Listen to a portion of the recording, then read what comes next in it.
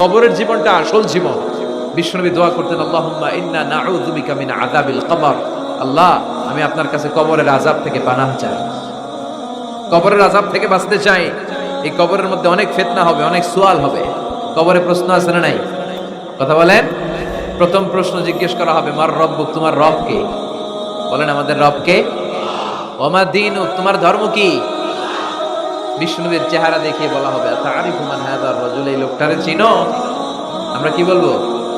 আমরা চিনি, উনি আমাদের প্রিয় রাসূল মুহাম্মদুর রাসূলুল্লাহ সাল্লাল্লাহু আলাইহি ওয়াসাল্লাম।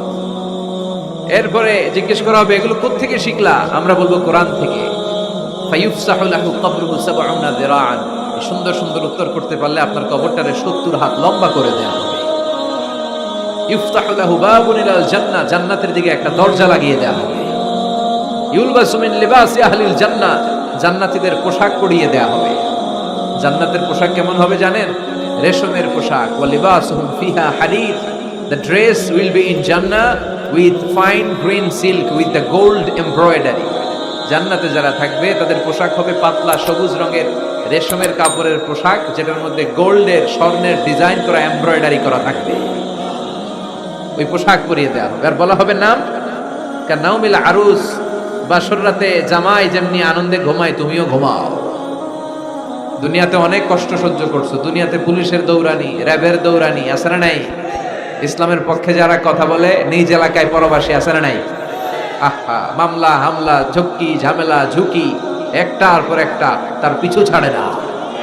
সে ঘুমাইতেও পারে নাই, চিল্লায় বলেন ঠিক কিনা? আনন্দের ঘুম আমরা সেদিন দেব ইনশাআল্লাহ। কবেন না?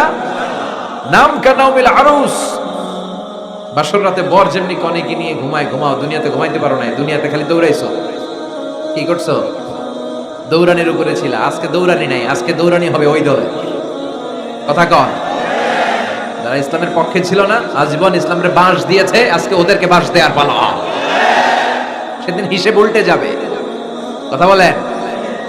এবার ওদেরকে প্রশ্ন করা হবে, তুই ক মার রব্বুক, কয় আমি জানি না। কি জানোস? কয় কিছুই জানি না। কি যে জানি না ওইটাও জানি না। দ্বিতীয় প্রশ্ন, ওয়ামা দীনুক, তোর ধর্মের নাম কি? কয় জানি না। ফেরেশতারা কয় আর প্রশ্ন বাকি একটা, তারপরে আঙ্গ খেলা শুরু। ওমান হাযার রাজুল, do you know this person? দেখো তো এই লোকটার চিনা চিনা লাগে কিনা। কয় না, চিনি না, আমি কিচ্ছু জানি না, আমি কিচ্ছু মনে করতে পারছি না। খালি আমি মদ খাইতাম আর চিয়ার্স করতাম, এটা মনে আছে। আমি ইসলামের বিরুদ্ধে দৌড়াতাম, ইসলামের পক্ষের শক্তির উপর হামলা চালাতাম, এগুলো মনে আছে। কোরআনের বিরুদ্ধে ছিলাম, ইসলামের বিরুদ্ধে ছিলাম, বিশ্বনবীর বিরুদ্ধে ছিলাম। বিশ্বনবীর বিরুদ্ধে আমি বিষোদাগার করতাম, ইসলামের বিরুদ্ধে আমি জনপ্রচারণা চালাতাম। আজীবন আমার জীবনটারে আমি কাটিয়েছি ইসলামের বিপক্ষে। সুদ, ঘুষ, দুর্নীতি, যৌতুক, মদ ছিল আমার নিত্য সঙ্গী। আমি কিচ্ছু মনে করতে পারছি না, আমার ধর্ম নাই, আমার কিছুই মনে নাই। ফেরেশতারা বলবে, ঠিক আছে, এবার আঙ্গ খেলা শুরু। ফায়ুতরাকু বিমাতারিকা মিন হাদিদ, লোহার হাতুড়ি দিয়ে এবার ওর পিটানো শুরু হয়। পিটাতে পিটাতে ওর গায়ের গোশত আর মাসেলগুলো থেতলে ফেলা হবে। ইকালু লিল আরদি ইলতামি, জমিনকে বলা হবে চাপ দাও। ফাতাখতালিফু আদলাউ, ওয়াল আয়াযু বিল্লাহ। কবরের এক পাশের মাটি আরেক পাশের মাটি এমন ভাবে চাপ দিবে, ডান পাশের পাজরের হাড় বাম দিকে ঢুকে যাবে, বাম দিকের হাড়টি ডান পাশে এসে যাবে। ওর চিৎকারে পুরো কবরস্থানটা থারথার করে কাঁপবে। ওরে বাঁচানোর তখন কেউ থাকবে না। ওর ক্ষমতা, ওর দাপট, ওর হুঙ্কার, ওর অহংকার ওরে বাঁচাতে পারবে না। চিল্লায় বলেন ঠিক কিনা?